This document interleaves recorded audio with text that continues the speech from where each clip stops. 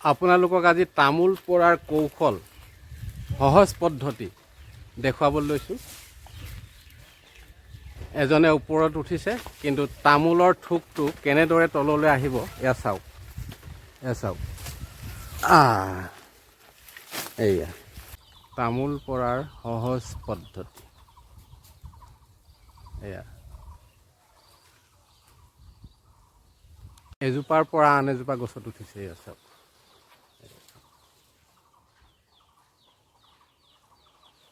এজোপাৰ পৰা আন এজোপা গছলৈ কেনেদৰে উঠি যায় এয়া চাওক। এইয়া এজোপাৰ পৰা আন এজোপা গছলৈ তেওঁ এতিয়া সহজ পদ্ধতিৰে তামোল থোক তললৈ পেলাই দিব। এডাল ৰছী ব্যৱহাৰ কৰিছে, ৰছীডালেৰে তামোল থোক তললৈ পেলাই দিব। তামোল নাফাটে, ছিটিকিও নপৰে। এয়া চাওক, আপোনালোকক দেখুৱাইছোঁ তামোল পৰাৰ সহজ পদ্ধতি, এক কৌশল। এয়া চাওক, এই থোক চাওক, ডাঙৰ এথোক তামোল কেনেদৰে তললৈ আহিব।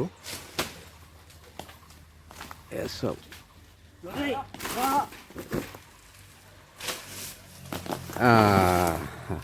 এয়া চাওক, ৰছী লগাই তেওঁলোকে তামোল তললৈ পেলাই দিয়ে। এয়া চাওক, এক সুন্দৰ পদ্ধতি। এইটো যে তামোল পৰা সহজ পদ্ধতিটো কেনেকৈ জানিলা? এইটো মানে আমি আগতে তেনেকৈ পেলাই দিয়াই হৈছিলে, তাৰপৰা নিজে নিজে ভাবিলোঁ এইটো ৰছী এডাল লগাই এনেকৈ কৰিলে কিবা ভাল হয় নেকি। তেনেকৈ ভাবি মানে এদিন আমি ৰছী এডাল কিনি আনিলোঁ, আনি ল'ৰাটোৰ হাতত দি পঠালোঁ, বা এনেকৈ বান্ধি দি গছত এনেকৈ বান্ধি দি আমি ধৰিম বুলি মানে চালোঁ। তাৰপৰা প্ৰথম এটা ডাব পঠালে, দেখিবলৈ ভাল লাগিলে আৰু একদম সহজতে ডাবটো ওচৰত আহি পালেহি আৰু ছিটিকিও নগ'ল।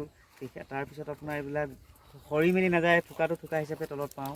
আমাৰ মানে একদম সহজ হৈ যায় কামটো কৰিবৰ কাৰণে। এই জেগা আপোনাৰ আগত যেনেকৈ আমি পেলাই দিছিলোঁ, বহুত দূৰলৈকে তামোলবিলাক ছিটিকি এটা এটা হৈ গৈছিলে, এতিয়া নাই, আমাৰ একেবাৰে ওচৰতে সহজতে পাওঁ বস্তু।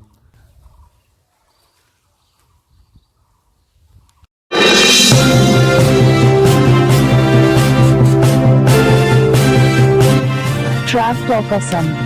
Please like, subscribe and share. Thank you from Trip Talk Assam.